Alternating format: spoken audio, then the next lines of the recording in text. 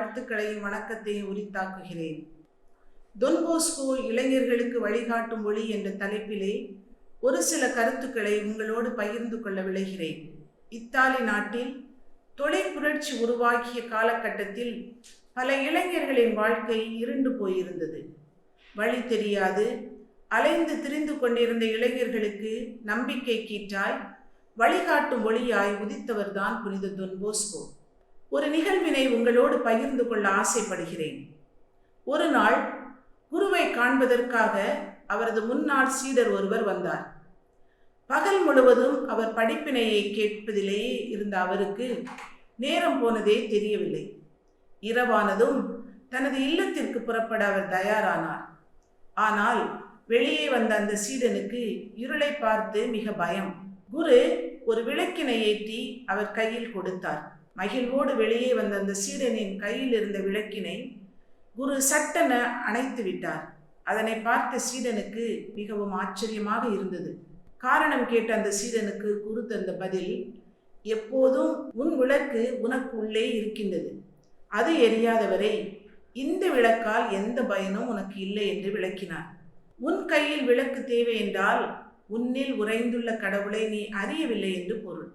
விளக்குடன் முன்னேறியவர்களை விட உள்ளத்தில் கடவுள் என்ற ஒளியின் துணை கொண்டு முன்னேறியவர்கள்தான் அதிகமான அனுபவத்தை பெற்றிருப்பார்கள். சீடர் இப்போது மன உறுதியுடன் அங்கிருந்து நடக்கத் தொடங்கினார். இந்த நிகழ்வில் வரும் குருவை போன்று தொன் போஸ்கோவும் வாழ்வின் வழி தெரியாமல் அலைந்து திரிந்து கொண்டிருந்த இளையோருக்கு வழிகாட்டினார். அவர்களுக்குள் இருந்த இறை ஒளியை கண்டுணர செய்தார். அதற்கு அவர் பயன்படுத்திய உன்னதமான ஒரு கருவி ஒப்புரவின் அருட்சாதனம்.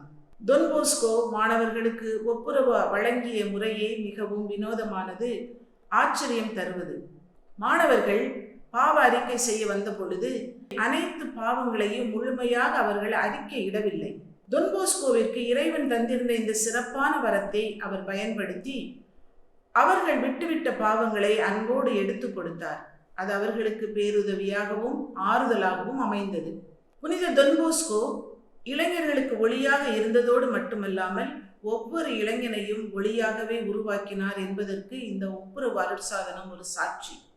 இறைவனின் அழைப்பிற்கு ஏற்ப எண்ணற்ற இளையோரின் வாழ்வினை கல்வியால், ஆன்மீக தாகத்தால், ஒப்புரவு அருட்சாதனத்தால், தொழிற்பயிற்சியால் அவர்களின் தேவைகளை அறிந்து அவர் ஆற்றிய பணியால் ஒளியேற்றிய புனித தொன் போஸ்கோவை பின்பற்றி நாமும் ஒளிரும் சுடர்களாக, பிறரை ஒளிர்விக்கும் தீபங்களாக வாழ்வோம். நன்றி.